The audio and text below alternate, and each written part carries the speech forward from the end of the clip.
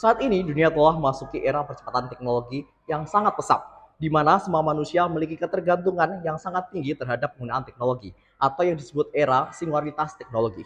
Salah satunya adalah penggunaan Artificial Intelligence (AI). Selamat siang, salam sejahtera bagi kita semua yang terhormat Dewan Juri, serta berpikir dari tim Kontra. Perkenalkan, nama saya Eka Mahendra, sebagai perwakilan lomba debat bahasa Indonesia dari SMA Negeri 1 Menurut Tulungagung. Pada kesempatan ini, saya mendukung penuh mosi Dewan ini mendukung kedatangan singularitas teknologi. Secara umum, AI atau kecerdasan buatan tidak hanya menjalankan perintah manusia, tetapi sudah mampu belajar sendiri, menganalisis, bahkan menciptakan inovasi baru. Teknologi digital telah terintegrasi hampir seluruh elemen di kehidupan sehari-hari. Untuk memastikan batasan yang terarah, saya menggunakan contoh dan kasus nyata di negara yang sudah berada di era singularitas teknologi.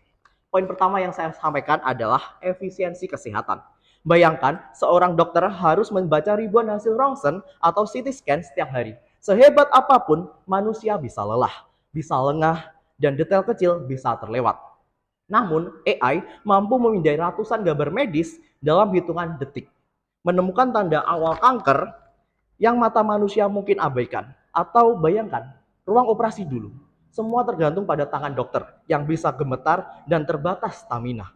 Sekarang, robot bedah bekerja dengan presisi hingga milimeter, tidak lelah dan bisa terus bekerja berjam-jam tanpa henti. Hal ini didukung oleh contoh nyata yang terjadi di dunia kesehatan Amerika Serikat. Dengan adanya robot bedah yang bernama Da Vinci yang telah disetujui oleh FDA, Food and Drug Administration, sejak tahun 2000.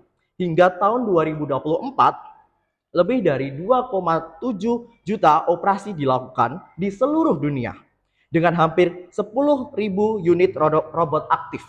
Di Amerika, tingkat keberhasilan operasi mencapai hingga 94%. Bahkan di kasus sulit akurasinya melampaui 95%. Dari jutaan operasi, malfungsinya hanya 1%. Dan cedera hampir nol, hanya 0,01%. Poin kedua adalah efisiensi produksi. Otomatisasi di berbagai negara maju sudah nyata, dari pabrik mobil di Amerika, elektronik di China, hingga mesin di Jepang. Robot ini mengambil alih pekerjaan manusia dengan cepat, presisi, dan tanpa henti. Sehingga efisiensi produksi meningkat pesat. Namun, otomatisasi bukan berarti menyingkirkan manusia, melainkan menggeser peran kita ke posisi lebih strategis sebagai pengendali, pengawas, dan inovator. Inilah langkah awal menuju singularitas teknologi. Saat mesin mampu mengendalikan mesin lain, menciptakan sistem baru, bahkan mengambil keputusan sendiri.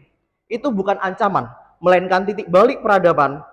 Singularitas bukan soal menggantikan manusia, tapi memperluas kemampuan kita membangun masa depan yang lebih efisien, aman, dan tak terbatas.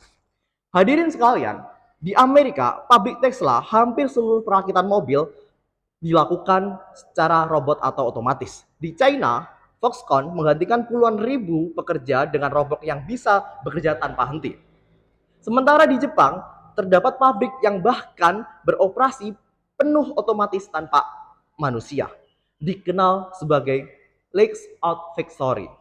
Fakta ini membuktikan bahwa otomatisasi bukan lagi masa depan, tapi kenyataan yang sudah ada di depan kita. Poin ketiga adalah efisiensi data dan waktu. Salah satu keunggulan terbesar teknologi adalah kemampuan memproses data dengan jumlah yang sangat luar biasa besar, jauh melampaui kapasitas otak manusia.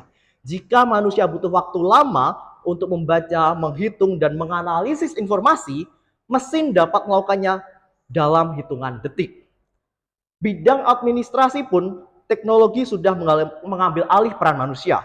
Di Amerika, JP Morgan menggunakan AI untuk menganalisis kontrak hukum yang tadinya memakan 360.000 jam kerja pegawai, kini selesai dalam hitungan detik.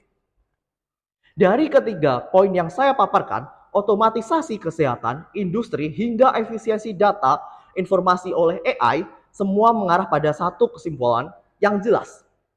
Teknologi mampu melakukan sesuatu yang manusia tidak sanggup. Contohnya, bekerja lebih akurat, lebih efisien, dan tanpa batas waktu. Dalam bidang kesehatan, AI menyelamatkan nyawa manusia. Di bidang industri, AI mendorong efisiensi produksi global. Dan dalam administrasi, AI membuat birokrasi lebih transparan. Semua ini adalah bukti bahwa singularitas teknologi bukan ancaman, melainkan peluang besar bagi umat manusia untuk melampaui keterbatasan kita sendiri. Sekian dari saya. Terima kasih dan selamat siang.